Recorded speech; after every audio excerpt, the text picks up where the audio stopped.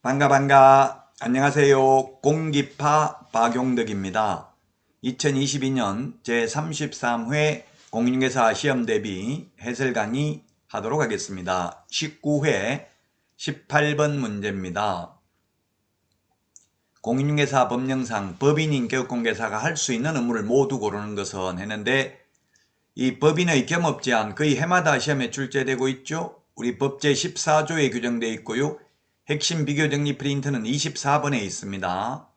핵심 비교정리 프린트는 박용덕 박사의 부동산 여행 네이버 카페에서 다운로드 받을 수 있습니다.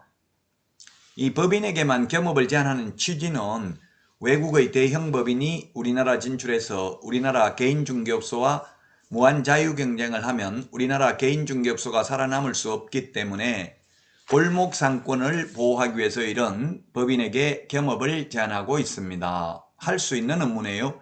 자, 기업의 주택, 상가, 관리 대행은 가능합니다. 임대업은 안 되죠. 자, 그 다음에 니은, 개발업은 안 되고 개발에 관한 상담업은 할 수 있죠. 그래서 개발업이라고 해서 X가 되겠네요. 니은은. 그 다음에 디귿에 부동산의 이용, 개발 및 거래에 관한 상담은 가능합니다.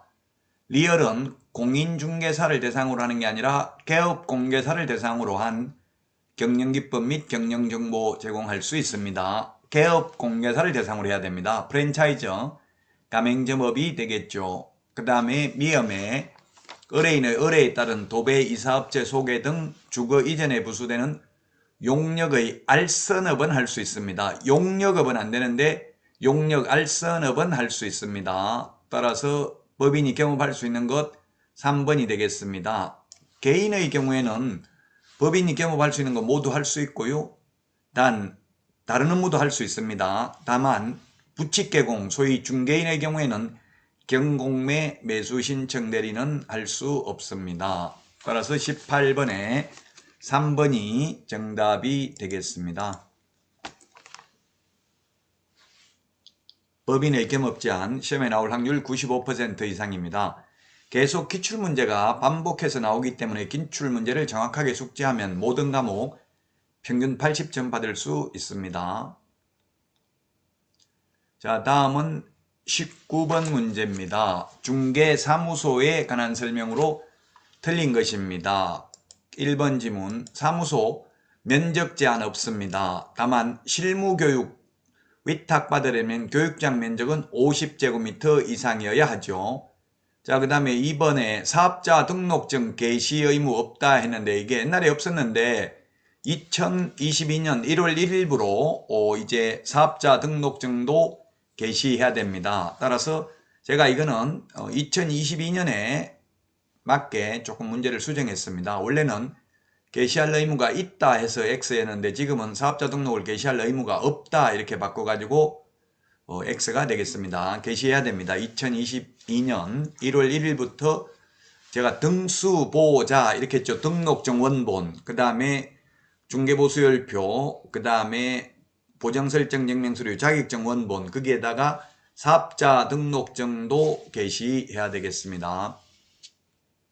사업자 등록증은 원본, 사본 이런 말 없어도 당연히 해석상 원본이 되겠죠. 자, 그 다음에 3번입니다. 분사무소의 경우 분사무소 설치 신고 확인서를 게시해야 됩니다. 옛날에는 신고 필증이라고 했죠. 지금은 신고 확인서라고 합니다. 그 다음에 소속공개사가 있을 경우에는 소속공개사 자격증을 게시해야 됩니다. 당연히 원본이 되겠죠. 자, 그 다음에 개업공개사가 5개 간판, 5개간 고물에 성명, 간판 실명제죠. 성명을 표기하지 않는 경우에는 그 간판 철거를 명할 수 있고요. 철거 명령을 따르지 않는 경우에는 행정 대집행법에 따라 대집행할 수 있습니다. 간판 철거 안 해도 과태료나 업무정지 대상은 아닙니다.